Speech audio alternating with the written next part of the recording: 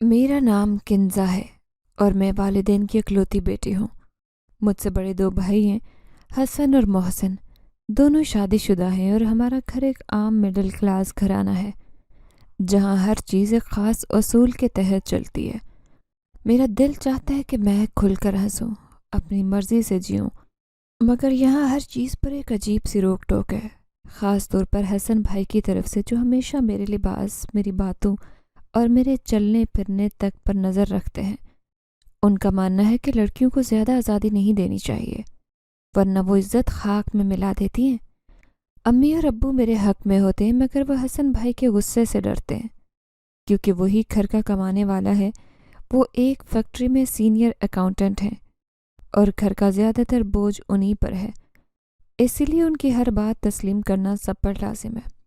امی اگر میرے حق میں کوئی بھی بات کریں تو وہ ایک حد میں رہ کر کرتی ہیں تاکہ حسن بھائی ناراض نہ ہوں۔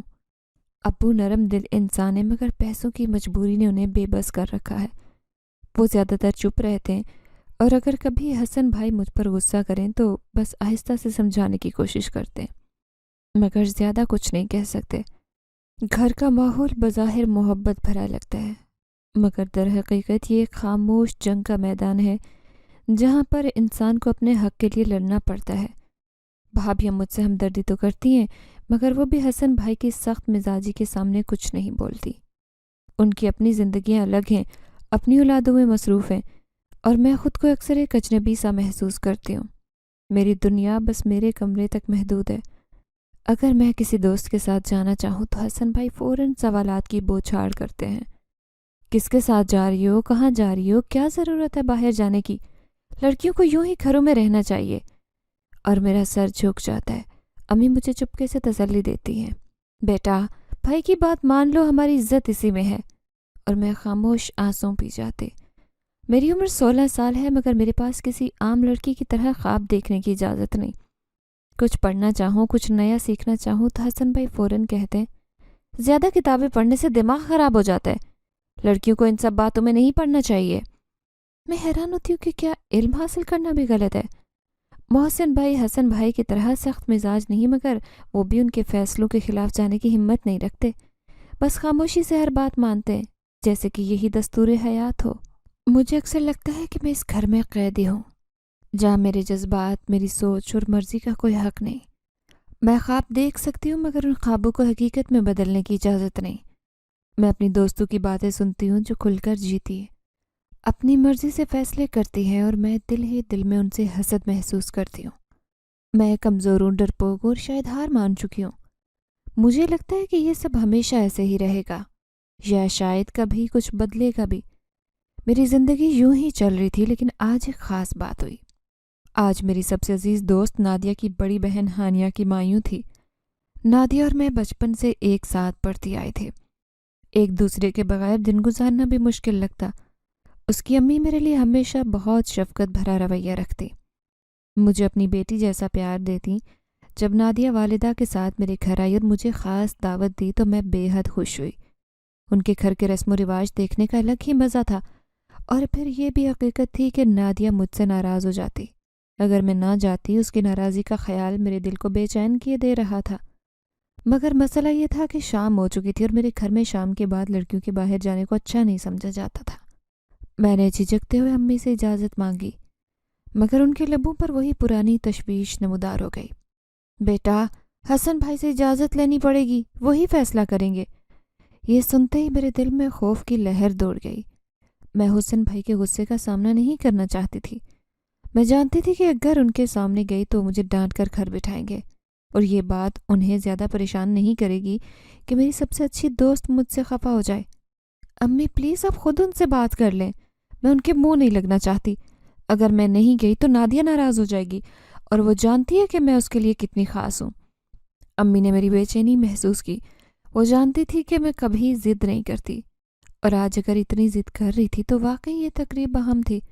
انہوں نے لمبی سانس لی اور کہا اچھا میں دیکھتی ہوں تم تیاری کرو مگر دعا کرو کہ حسن بھائی نہ مانے۔ یہ سن کر میرے دل میں خوشی اور بے چینی دونوں نے جگہ بنائی۔ میں جلدی سے الماری کی طرف بڑھی اور سب سے پہلے وہ جوڑا نکالا جو امی نے سالگرہ پر دیا تھا، ہلکا پیلا جوڑا جس پر سنہری زردی کا خوبصورت کام ہوا تھا۔ یہ جوڑا ہمیشہ مجھے ایک خواب جیسا لگتا، جیسے میں کسی شہزادی کی طرح نظر آؤں گی۔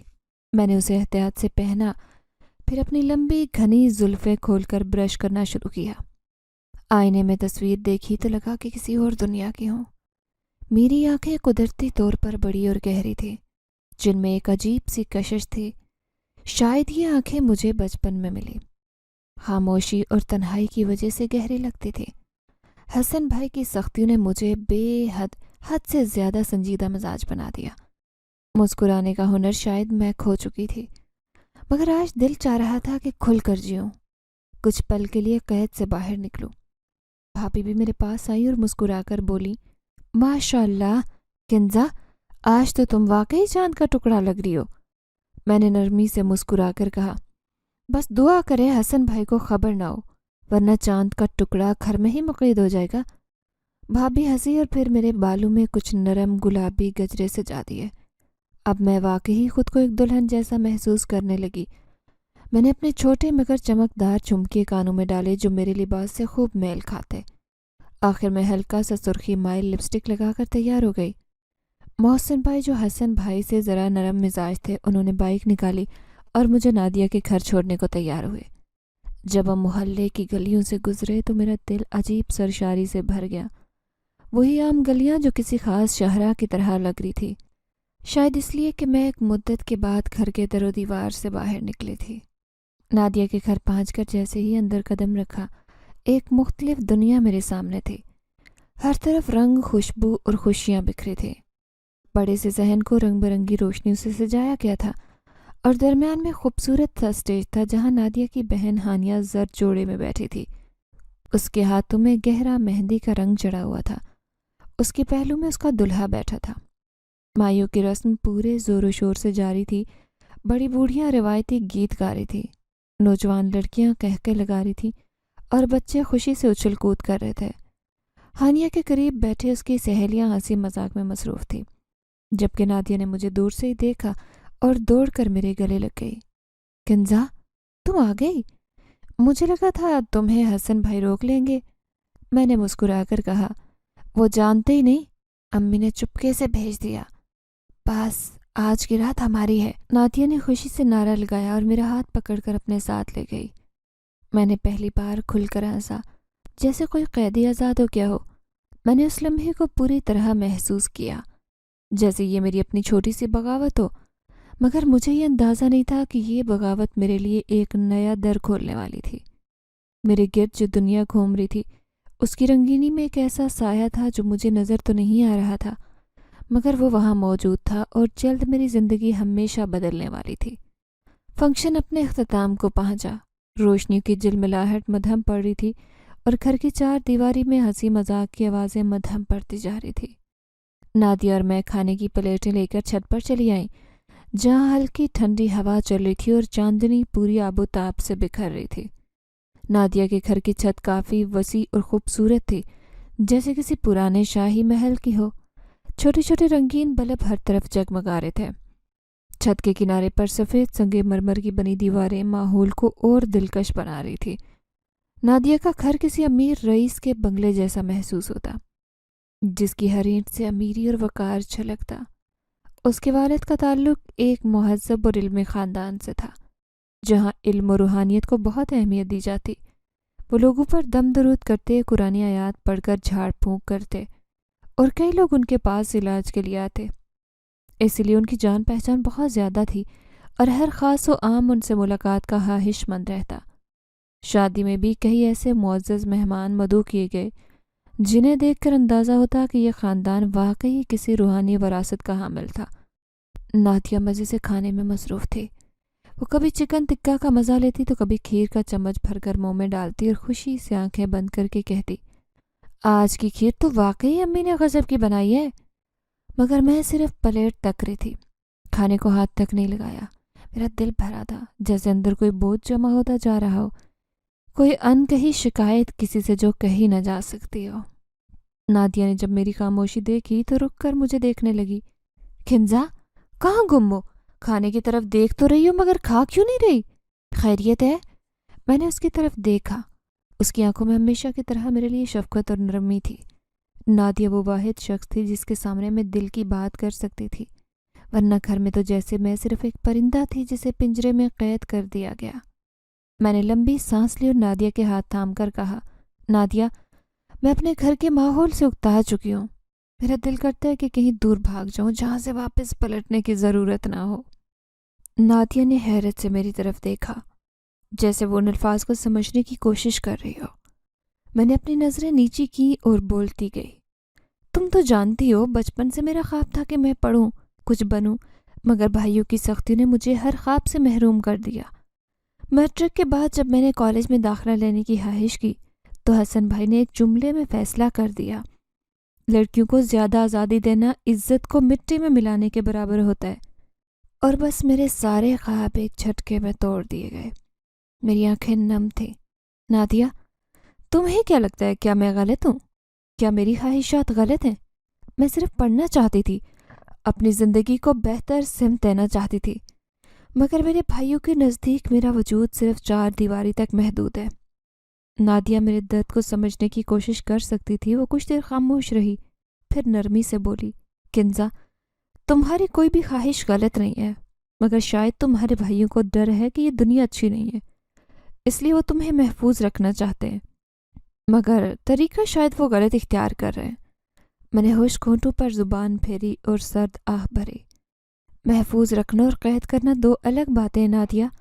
मुझे लगता है मैं सिर्फ एक जिस्म हूँ जिस पर मेरा कोई हक नहीं। मेरे फैसले किसी और के हाथ में, मैं खुद को बेबस महसूस करती हूँ। उसी लम्हे मुझे कुछ अजीब सा एहसास हुआ, जैसे कोई हमें सुन रहा हो, कोई हमारी मौजूदगी महसूस कर रहा हो। मैंने धीरे से गर्दन मोड़ी और जैसे ही नज़र सामने पड़े स्याह लिबास में मलबूस नौजवान पर पड़ी तो मेरी सांस जैसे रुक गई। वो छत के दूसरे किनारे पर खामोशी से खड़ा था, मगर उसकी आंखें मुसलसल मुझ पर जमी थी, गहरी स्याह, जो किसी झील की तरह थी, जैसे उनमें हजारों राज छुपे हों। उसके चेहरे पर संजीदगी और ठहराव था जो आम लड़कियों से बिल्कुल मुख्तलिफ था। वो स्याह रंग की शेरवानी में मलबूस था जो उसके मजबूत जिस्म पर बेहद जच रही थी। ऐसे लगता जैसे ये लिबास सिर्फ उसी के लिए बना हो। मैंने ज़िंदगी में कभी ऐसा खूबसूरत नौजवान नहीं देखा था।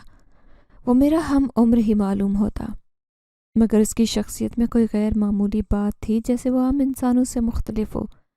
मेरी नज़रें उसकी नज़रों से टकराई तो मुझे लगा जैसे मैं वक्त की कैद से निकलकर किसी और दुनिया में आ गई हूँ। मेरा दिल एक लम्हे के लिए ज़ोर से धड़का और मैं सांस लेना भूल गई। नादिया ने मेरी हैरानी भांप ली और मुस्कुराकर पीछे मुड़कर देखा, फिर कहने लगी, किंजा, किसे देख रही हो? मैंने जल्दी से आंखें झुकाई और आहिस्ता से कहा, वो लड़का कौन है? नादिया ने शरारत से हंसते हुए कहा, ओ दानियाल, वो मेरे बाबा के दोस्त का बेटा है, बहुत कम मिलता है, ज़्यादातर अपने वालिद के साथ बाहर ही होता है, मगर बहुत अच्छा और महज़्ज़ब लड़का है। मेरे दिल की धड़कन तेज़ हो गई। मैंने नज़र बचाकर दोबारा उसकी तरफ देखा, मगर हैरत की बात यह थी कि वो वहाँ नहीं था। नादिया, वो कहाँ गया? अभी तो यहीं खड़ा था, मैंने घबरा कर कहा। नादिया ने कंधे उचकाए। कौन? दानियाल? शायद नीचे चला गया हो।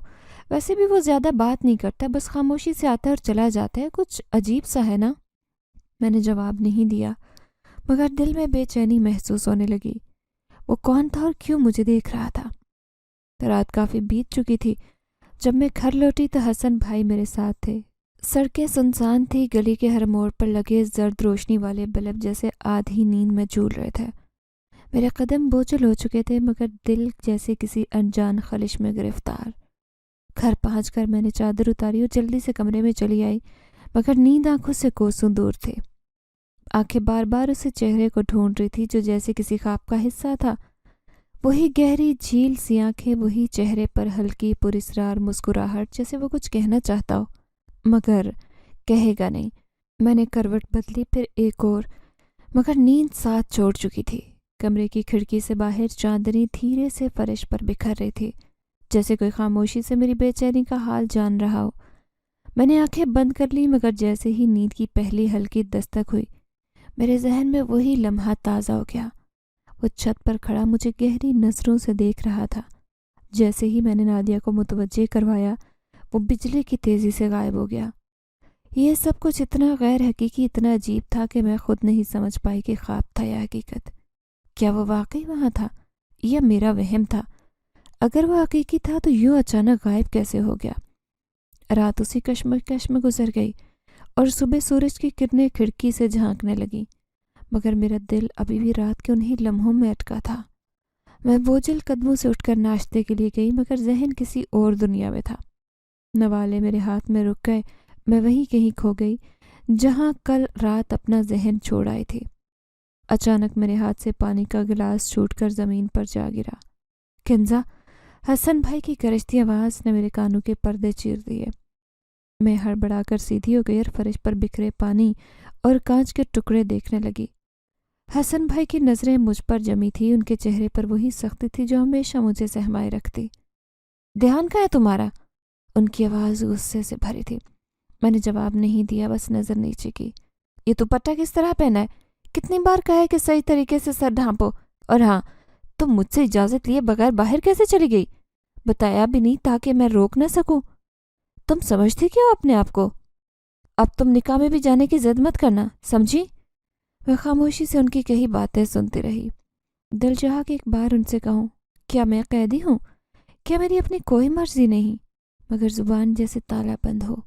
میں جانتی تھی کہ ایک لفظ بھی بولوں گی تو وہ زیادہ بگڑ جائیں گے اور پھر ماں بھی میری طرفداری نہ کر پائیں گی۔ میں نے خاموشی سے ناشتہ چھوڑا اور اپنے کمرے میں چلی گئی۔ دروازہ بند کیا اور جیسے ہی اکیلی ہوئی، آنسو ضبط کرنا مشکل ہو گیا۔ میں بستر پر بیٹھ کر پھوٹ کر رونے لگی۔ لگ رہا تھا جیسے میں جسمانی طور پر اس گھر میں واپس آ گئی ہوں، مگر دل وہیں چھت پر ہے۔ اس رات کے لمحے میں کہیں اٹک گیا۔ یہ کیا ہو رہا تھا میرے ساتھ؟ میں کسی انجان احساس میں قید ہو رہی تھی۔ مجھے خود نہیں معلوم کہ کیا کشش تھی، کیوں تھی، اور یہ کہاں لے جائے گی۔ محسوس ہونے لگا جیسے میں کسی نہ ختم ہونے والی گہرائی میں جا رہی ہوں، ایسے راستے پر جہاں میرے پیروں کے نیچے زمین نہیں تھی، جہاں ہر قدم میرے لیے نیا راز کھولنے والا تھا۔ لیکن کیا وہ راز میرا تھا یا اس چہرے کا جو میری یادوں میں بسیرا کر چکا تھا؟ دوپہر کی گرمی کھڑکی سے اندر جھانک رہی تھی، مگر میرے دل میں جیسے کسی اور موسم کا راج تھا۔ میں ابھی بھی بستر پر نیم دراز تھی، آنکھیں کھڑکی کے باہر خلا میں جمی تھیں، جہاں کہیں نہ کہیں دانیال کی پراسرار مسکراہٹ تیر رہی تھی۔ کیا یہ میرا وہم تھا یا واقعی کچھ تھا جو میری زندگی کا رخ بدلنے والا تھا؟ اتنے میں دروازے پر ہلکی دستک ہوئی اور بھابھی اندر آئی۔ کنزا، باہر آؤ، نادیہ کے والدین آئے ہیں۔ میں چونک کر سیدھی ہوئی۔ نادیہ کے والدین میرے لیے؟ میری الجھن کے باوجود تیزی سے چادر درست کرتے باہر آئی، جہاں حسن بھائی کرسی پر بیٹھے تھے۔ ان کے سامنے نادیہ کے والدین نہایت عزت اور وقار سے بیٹھے تھے۔ پیشانی پر وہی شفقت اور نرمی تھی جو ہمیشہ میرے دل کو سکون دیتی۔ مجھے جیسے ہی نادیہ نظر آئی، وہ شرارت بھری مسکراہٹ سے آنکھ دبا کر دیکھنے لگی مجھے، جیسے کہہ رہی ہو، دیکھو میں تمہیں لے کر ہی جاؤں گی۔ حسن بھائی کا چہرہ سپاٹ تھا، وہ ہمیشہ کی طرح سنجیدہ سخت نظر آ رہے تھے۔ میں جانتی تھی کہ اگر نادیہ کے والدین کی جگہ کوئی اور ہوتا تو وہ کبھی اجازت نہ دیتے، مگر وہ ان کی عزت کرتے تھے کیونکہ ان کا شمار ان لوگوں میں ہوتا جو خاندان کے بزرگوں تک کی عقیدت رکھتے تھے۔ نادیہ کے والد نے حسن بھائی کی طرف دیکھتے ہوئے دھیمے لہجے میں کہا، بیٹا، ہم کنزا کو لینے آئے ہیں۔ ہانیہ کی شادی تک چاہتے ہیں کہ وہ نادیہ کے ساتھ رہے تاکہ کام میں ہاتھ بٹائے۔ ہمارے گھر میں نوکر چاکر کی کمی نہیں، لیکن ہر چیز بچوں کی نظر ثانی سے ہو، یہ چاہتے ہیں تاکہ کوئی کمی نہ رہے۔ یہ سنتے ہی میرے دل میں امید کی کرن جاگی۔ کیا واقعی میں اس گھٹن زدہ ماحول سے کچھ دن کے لیے نکل سکوں گی؟ حسن بھائی نے میری طرف ایک نظر ڈالی جیسے مجھے تول رہی ہوں، پھر اس بات میں سر ہلایا۔ میری نظر اماں ابا پر گئی جو خاموشی سے بیٹھے تھے۔ میں جانتی تھی کہ گھر کا خرچہ صرف حسن بھائی کے اشاروں پر چلتا تھا۔ ان کی اجازت کے بغیر اماں اور ابا بھی کوئی فیصلہ نہیں کر سکتے۔ اماں کی آنکھوں میں تھوڑی نمی تھی، شاید اسی لیے کہ وہ چاہتی تھی کہ میں کچھ دن کے لیے صحیح اس قید سے آزاد ہوں۔ نادیہ نے میرا ہاتھ تھاما اور اندر لائی۔ وہ خوشی سے جھوم رہی تھی جیسے اس نے بڑا کارنامہ انجام دیا ہو۔ چلو چلو، پیکنگ کرو، کچھ لینے کی زیادہ ضرورت نہیں، وہاں سب ملے گا۔ میں نے ہلکا سا مسکرا کر سر ہلایا، مگر میرے اندر ایک انجانا خوف تھا۔ میں نے الماری کھولی اور چند جوڑے نکال کر بیگ میں رکھنے لگی۔ ہر جوڑے کے ساتھ میرے دل پر ایک عجیب کیفیت طاری ہو رہی تھی، جیسے میں سب کچھ چھوڑ کر جا رہی ہوں۔ नादिया ने बैग मेरे हाथ से लिया और हंसते हुए कहा, बस बस छोड़ो ये सब, वहाँ तुम्हें सब नया मिलेगा, मैं तुम्हें खुद शॉपिंग करवाऊंगी।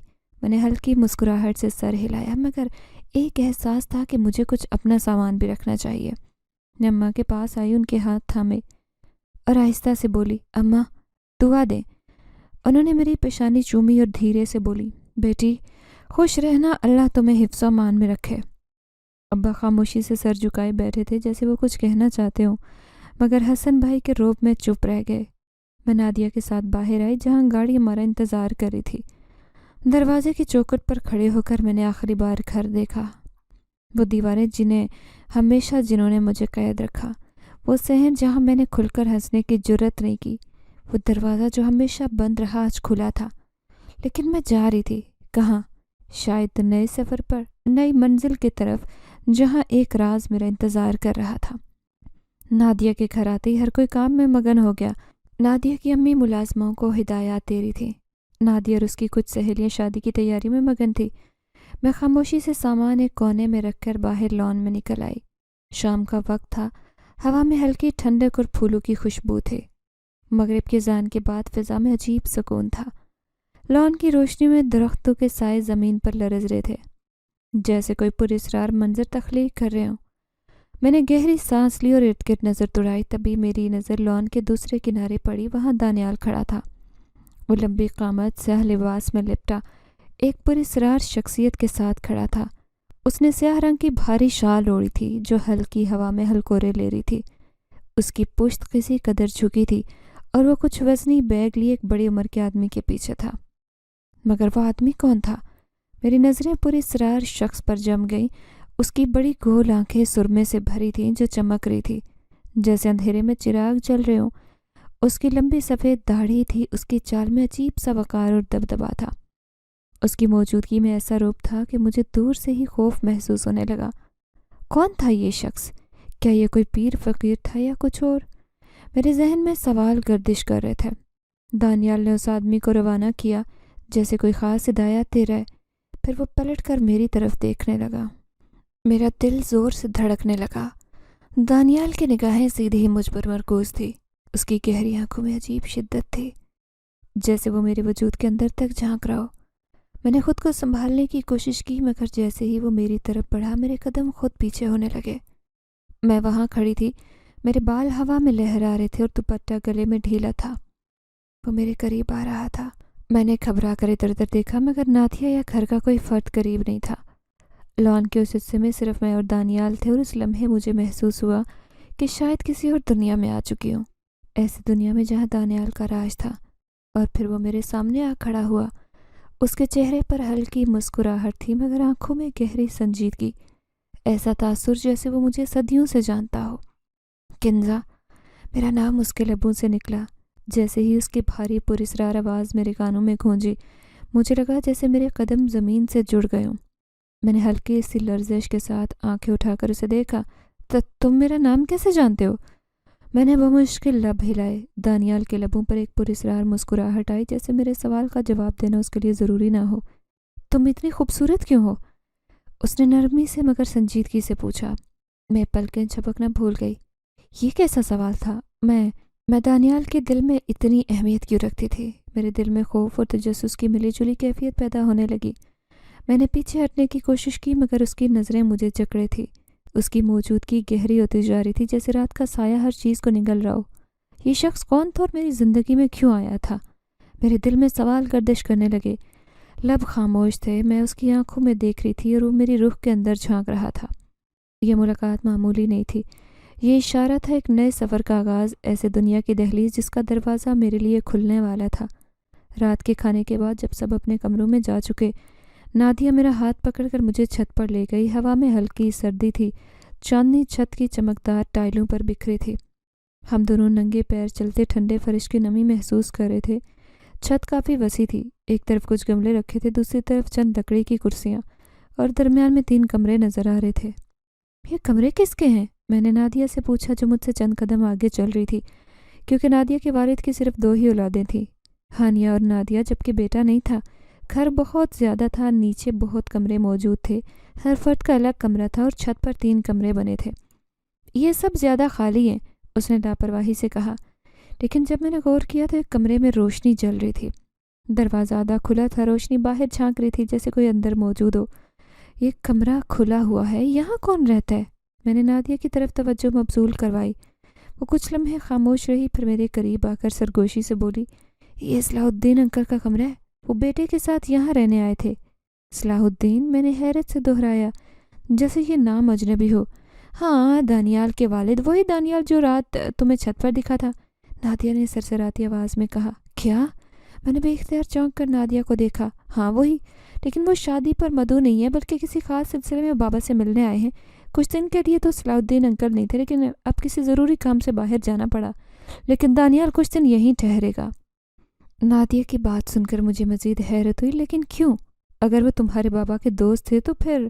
میں نے بات ادھوری چھوڑی کیونکہ نادیہ کے چہرے پر عجیب سنجیدگی آئی۔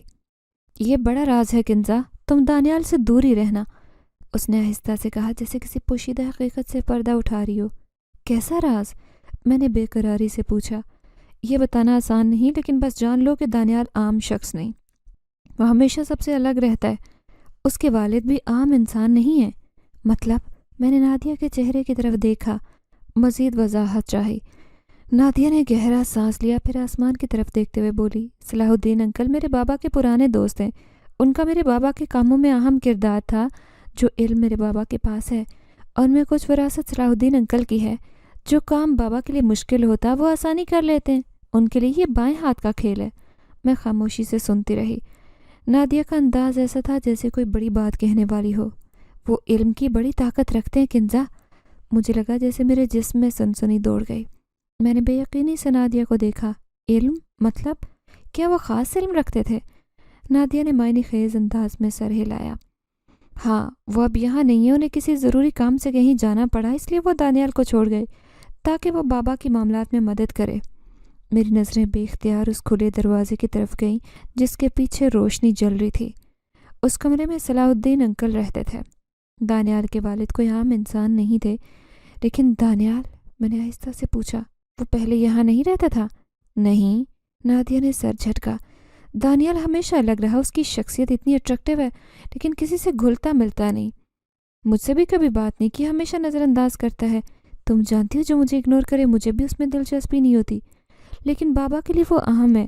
بابا کہتے ہیں کہ گھر میں ہمیں کسی چیز کی کمی نہیں، لیکن ایک ایسا شخص ہونا چاہیے جس پر آنکھیں بند کر کے بھروسہ کرو۔ بابا کا اپنا کوئی بیٹا نہیں، اس لیے اکثر انہیں اپنے کام سنبھالنے کے لیے کسی کی ضرورت پڑتی ہے۔ وہ شاید دانیال میں اپنا بیٹا دیکھتے ہیں۔ میں نادیہ کی بات پر غور کرنے لگی۔ تو کیا تم سمجھتی ہو کہ دانیال بھروسے کے قابل ہے؟ نادیہ نے قہقہ لگایا۔ یہ سب بابا کے مسئلے ہیں، مجھے کیا پتا؟ میں نے ایک لمحے کے لیے سوچا کہ نادیہ تو لاپرواہ انداز میں کہہ رہی تھی، مگر اس نے مجھے دانیال سے دور رہنے کی نصیحت کیوں کی؟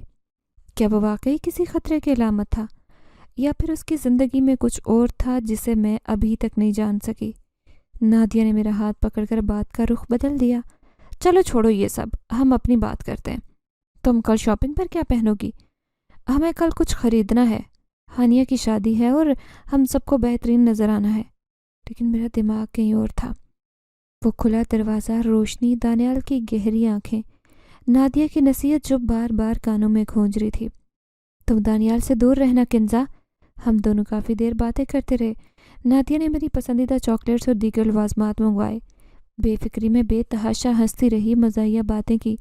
ہم دونوں نے رات دیر تک نہ صرف کھانے پینے بلکہ زندگیوں کے بارے میں بھی کھل کر بات کی۔ نادیہ کے لیے یہ عام تھا، لیکن میرے لیے خواب جیسا۔ ایک ایسی دنیا جہاں کسی چیز کی کمی نہیں تھی، آزادی تھی، خوشیوں کو قید نہیں کیا گیا۔ میرا تعلق مڈل کلاس گھرانے سے تھا، وہ بھی ایسا جہاں دن رات دعائیں کی جاتی کہ کسی طرح قید سے نجات ملے۔ زندگی کا دائرہ گھر کی چار دیواری تک تھا، جہاں خواب دیکھنا بھی جرم تھا۔ نادیہ کے محل نما گھر میں سب کچھ چمکدار اور قیمتی تھا۔ قالین نرم اور ملائم، دیواروں پر نفیس آرٹ کے نمونے، اور ہر چیز لگژری کا احساس دلاتی۔ میں ایک پل کے لیے خود کو اجنبی محسوس کرنے لگی۔ یہ سب نادیہ کا تھا، میں تو ایک مہمان تھی جو شاید جلد اپنی حقیقت میں لوٹ جانے والی۔ رات کے آخری پہر نادیہ تو مزے سے نیند کی وادی میں جا چکی، لیکن میری آنکھوں سے نیند دور تھی۔ میں کروٹیں بدلتی رہی، چھت کو دیکھتی، کبھی سوچوں میں گم جاتی۔ تبھی عجیب احساس ہونے لگا جیسے کوئی مجھے گھور رہا ہو۔ میرے دل کی دھڑکن بے اختیار تیز ہوئی۔ کھڑکی کے شیشے پر دھند تھی اور مجھے لگا کہ کوئی سایہ ہے جو خاموشی سے مجھے دیکھ رہا ہے۔ میں نے ہمت جمع کی، آہستہ سے گردن موڑ کر کھڑکی دیکھی، لیکن جیسے ہی میری نظر پڑی وہ سایہ غائب ہو گیا۔ میرا حلق خشک ہو گیا۔ میں نے جلدی سے کمبل اوپر کھینچا اور اپنے دل کو تسلی دینے لگی کہ یہ میرا وہم تھا، لیکن ایک انجانا خوف میرے اندر سرایت کر چکا تھا۔ وہ سایہ کیا تھا؟ اور اگر کچھ نہیں تھا تو مجھے ایسا کیوں محسوس ہو رہا تھا کہ کوئی مسلسل مجھے دیکھ رہا ہے؟ اگلی صبح نادیہ خوشی خوشی تیار ہو رہی تھی۔ وہ بے حد پرجوش تھی کیونکہ ہمیں شاپنگ کے لیے جانا تھا۔ میں بھی تیار ہوئی، لیکن رات کے واقعے نے بے چین کر دیا۔ نادیہ کے والد نے خاص طور پر دانیال سے کہا تھا کہ وہ ہماری حفاظت کے لیے ساتھ جائے، کیونکہ وہ جانتے تھے کہ جس طرح وہ کام کرتے ہیں ان کے بہت سارے نادیدہ دشمن ہو سکتے ہیں جو ان کی بیٹیوں پر بھی حملہ آور ہو سکتے ہیں، خاص کر ایسے موقع پر جب ان کی بیٹی کی شادی تھی، کوئی بھی ان کی عزت اچھال سکتا تھا۔ میں نے نادیہ کو دیکھا، وہ بالکل بے فکر تھی، جیسے دانیال کے ساتھ جانے میں کوئی خاص بات ہی نہ ہو۔ میں نے بھی سوال نہیں کیا اور خاموشی سے نادیہ اور ہانیہ کے ساتھ گاڑی میں بیٹھ گئی۔ دانیال ڈرائیونگ سیٹ پر تھا اور میں نے ایک بار اس کے چہرے کو غور سے دیکھا۔ اس کی آنکھیں گہری پراسرار تھی، جیسے وہ ہر چیز کو دیکھ کر بھی نہ دیکھ رہا ہو۔ خاموش تھا، بالکل مجسمے کی طرح، لیکن اس کی موجودگی الگ کشش رکھتی، ایسی کشش جو انسان کو بے اختیار کھینچتی ہے، چاہے وہ کتنا دور ہونے کی کوشش کرے۔ ہم بڑے شاپنگ مال میں داخل ہوئے۔ میں نے ارد گرد نظر دوڑائی، جگہ بہت وسیع اور چمکدار تھی۔ ہر طرف مہنگے برانڈز کی دکانیں، قیمتی زیور، چمکتے ہوئے شیشے کی دیواریں جو میرے لیے بالکل نئی تھی۔ میں نے نادیہ اور ہانیہ کو دیکھا جو پہلے ہی اپنی پسند کے کپڑے دیکھنے میں مصروف تھی۔ میں آہستہ سے چلتے دکانوں کے شیشے میں سجے لباس دیکھنے لگی۔ میری نظر ایک سیاہ لباس پر پڑی جو نہایت نفیس اور منفرد تھا۔ میں نے حیرت سے اسے دیکھا، لیکن کوئی فیصلہ کر ہی رہی تھی کہ میرے پیچھے گمبھیر آواز ابھری، یہ سیاہ لباس آپ پر جچے گا، آپ یہی لے لیں۔ میں نے فوراً مڑ کر دیکھا، میرے قدم وہیں رک گئے۔ دانیال میرے پیچھے کھڑا تھا۔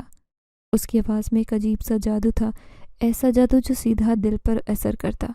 کیا؟ میں نے بے اختیار کہا، لیکن میری آواز خود بھی مدھم محسوس ہوئی۔ جیسے ہی پیچھے مڑی، بے ساختہ دانیال کی چوڑی سخت چھاتی سے ٹکرائی۔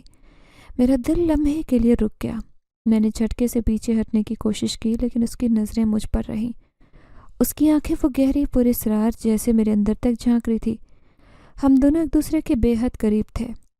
لمحہ جیسے تھم سا گیا۔ میں اس کی خوشبو بخوبی محسوس کر رہی تھی، ایسی خوشبو جو عام پرفیومز جیسی نہیں تھی، کسی اور دنیا کی لگ رہی تھی۔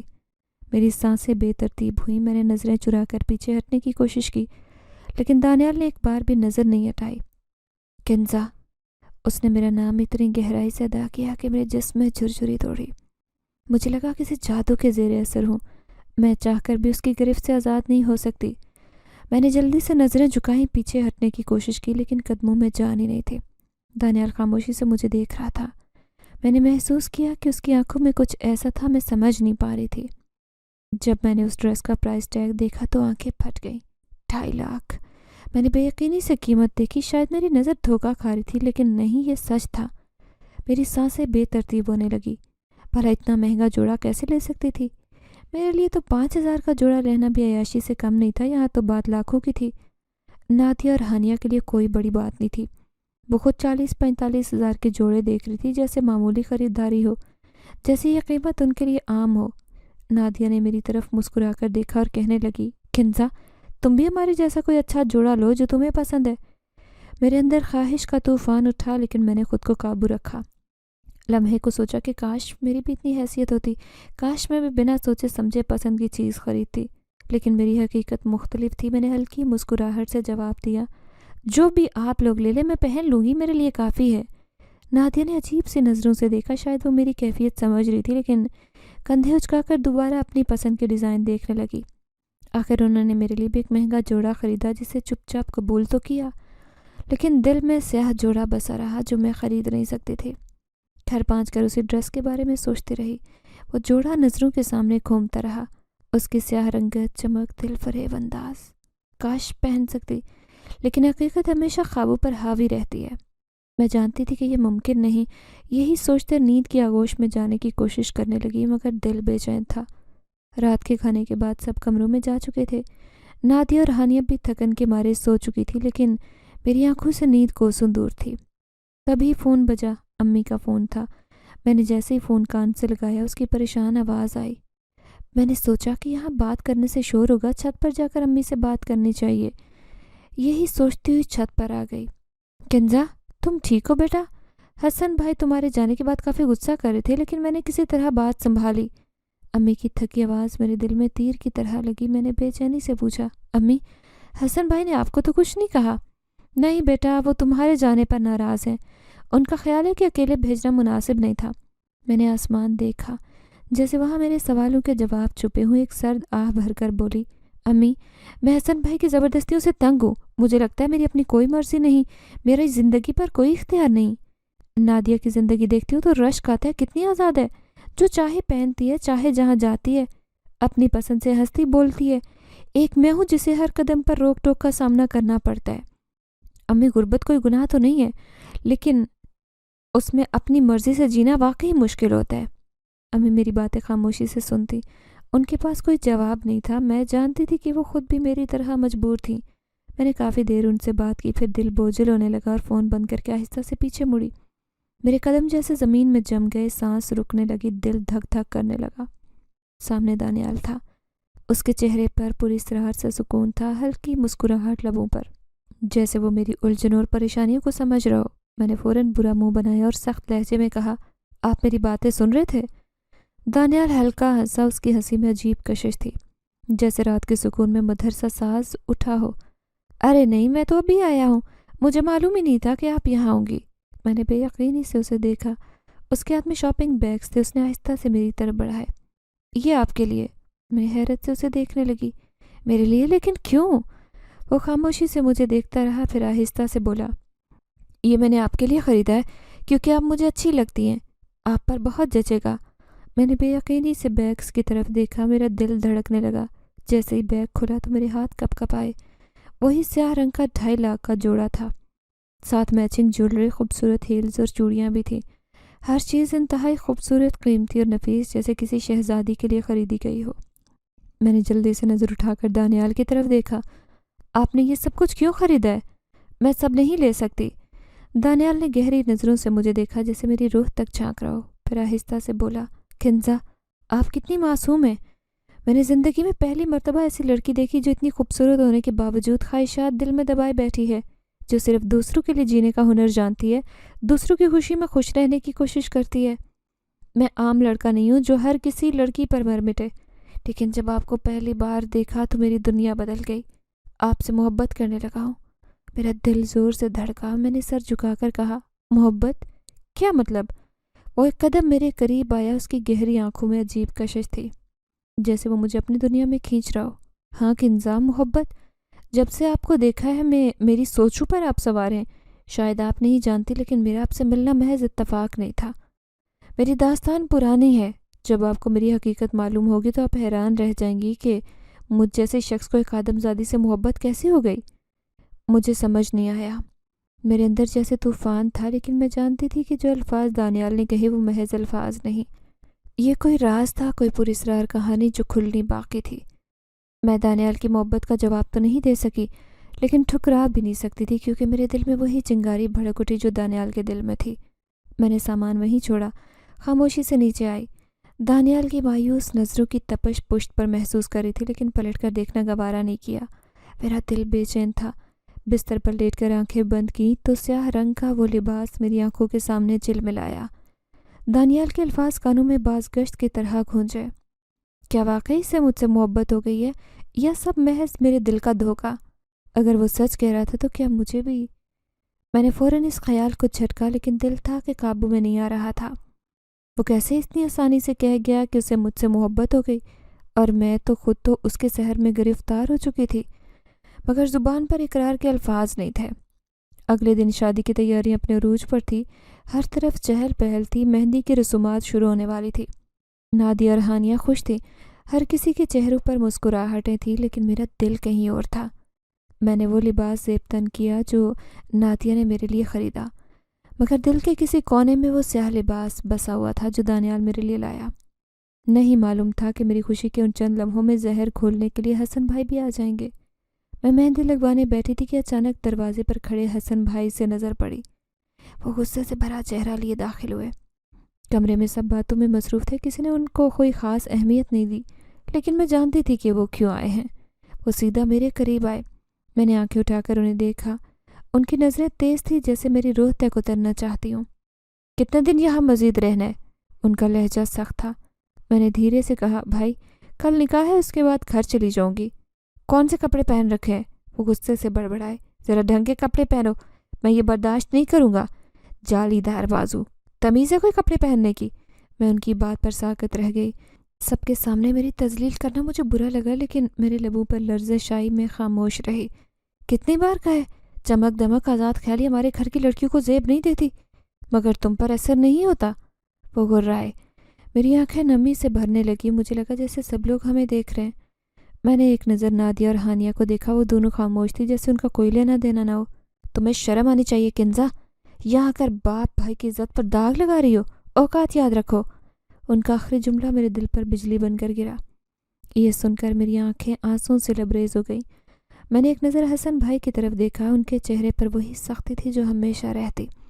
دل کیا کہ چیخ کر ان سے کہوں کہ میں نے کبھی اوقات سے زیادہ چاہا ہی نہیں، مگر زبان بند رہی۔ سب کے درمیان خود کو مزید ذلیل ہوتا دیکھنے کی ہمت نہیں تھی۔ فوراً نکل کر چھت پر آئی۔ ہوا ٹھنڈی تھی مگر دل جل رہا تھا۔ میں نے دیوار سے ٹیک لگا کر آنکھیں بند کی، خود کو سنبھالنے کی کوشش کی، مگر آنسو کی بغاوت رکنے کا نام نہیں لے رہی تھی۔ کنزا، میں چونک کر پلٹی۔ دانیال سامنے تھا۔ تم یہ سب کیوں برداشت کرتی ہو؟ اس کا لہجہ شدید دکھ سے بھرا تھا۔ کیا تم ان کی کوئی زرخرید غلام ہو؟ میں نے اس کی طرف دیکھا۔ اس کی آنکھوں میں سچائی تھی، خالص محبت۔ وہ میرے لیے پریشان تھا۔ میری ہمت جواب دے گئی۔ کیا کروں دانیال؟ میں نے بے بسی سے کہا۔ یہی میری زندگی، میرا مقدر ہے۔ نہیں، دانیال تیزی سے بولا، تمہارے مقدر کا فیصلہ کوئی دوسرا نہیں کرے گا کنزا۔ تو کیا تم کرو گے؟ میں نے تلخی سے کہا۔ تم ہو کون دانیال؟ کیوں میرے لیے جذباتی ہو رہے ہو؟ تمہارے پاس ایسا کیا ہے کہ تم میرے نصیب بدلو؟ تم نے مجھے اپنا مان کر سب کچھ بتایا ہے نا، تو اب میری باری ہے۔ میں تمہیں حقیقت بتانا چاہتا ہوں۔ کیسی حقیقت؟ میں نے بے یقینی سے پوچھا۔ دانیال نے گہری سانس لی اور آہستہ سے بولا، میں عام انسان نہیں ہوں کنزا، جن زادہ ہوں۔ میرا دل دھڑکنا بھول گیا۔ میں بے یقینی سے اسے دیکھنے لگی۔ کیا؟ میری آواز سرگوشی سے زیادہ نہیں تھی۔ ہاں، میں انسان نہیں ہوں، میری اصل جنات کی دنیا ہے، لیکن میں انسانوں کی طرح سوچتا، ان کی طرح رہتا ہوں۔ تو میں نقصان نہیں پہنچاؤں گا کنزا۔ میں محبت کرتا اور ہمیشہ کرتا رہوں گا۔ میری آنکھوں میں خوف ابھرا۔ میں پیچھے ہٹنے لگی، مگر دانیال نے نرمی سے میرا ہاتھ پکڑا۔ ڈرو مت کنزا، میں ان جنوں سے نہیں ہوں جو نقصان پہنچاتے ہیں۔ جو چاہوں کر سکتا ہوں، جو چاہوں خرید سکتا ہوں۔ میری طاقت بے شمار ہے، مگر تم پر زبردستی نہیں کر سکتا۔ اتنا جان لو کہ میری محبت بن چکی ہو، اس لیے تم پر مزید ظلم برداشت نہیں کروں گا۔ تمہیں آزادی دلواؤں گا، تمہارے خواب حقیقت میں بدلوں گا۔ اس کے الفاظ میرے وجود میں سنسنی کی لہر دوڑا گئے۔ میں نے گھبرا کر ہاتھ کھینچا۔ دانیال، مجھے جانے دو۔ میری آواز لرز رہی تھی۔ اس نے ایک نظر میری طرف دیکھا، پھر دھیرے سے مسکرایا۔ جاؤ، لیکن یاد رکھو تمہیں نقصان نہیں پہنچاؤں گا۔ تمہارا محافظ ہوں، ہمیشہ رہوں گا۔ میرے قدم کانپ رہے تھے۔ میں تیزی سے نیچے آ گئی۔ میرا دل زور سے دھڑکا۔ یہ سب کیا تھا؟ کیا واقعی دانیال؟ میرے سوال کا جواب میرے پاس نہیں تھا، لیکن ایک بات یقینی تھی، میری زندگی ہمیشہ کے لیے بدل چکی تھی۔ ہانیہ کی شادی پر میں نے وہ تمام چیزیں پہنی جو دانیال تحفے میں لایا۔ شادی گزرنے کے بعد اپنے گھر واپس آ گئے ہم، لیکن میں اپنا دل دانیال کے پاس چھوڑ آئی اور اس سے کہا تھا کہ اگر وہ مجھے یہاں سے لے جانا چاہتا ہے تو عزت سے نکاح کر کے رخصت کر کے لے جائے، نہ چوری چھپے بگا کر۔ دانیال نے عزت سے میرے والدین سے رشتہ مانگا۔ ہم دونوں کی منگنی طے ہوئی۔ کیونکہ دانیال بظاہر ایک امیر کبیر گھرانے سے تعلق رکھتا تھا، میرے والدین کو رشتے پر اعتراض نہیں تھا۔ میرا بھائی بھی جلدی شادی کے حق میں ہو گیا۔ یوں دانیال سے شادی کے بعد مجھے خوبصورت زندگی نصیب ہوئی۔ ہم دونوں ہنسی خوشی زندگی بسر کرنے لگے۔ یہاں پر مجھے کسی چیز کی کمی نہیں تھی۔ میں نے صحیح وقت پر دانیال کی محبت کو قبول کر کے اپنی زندگی بدل دی۔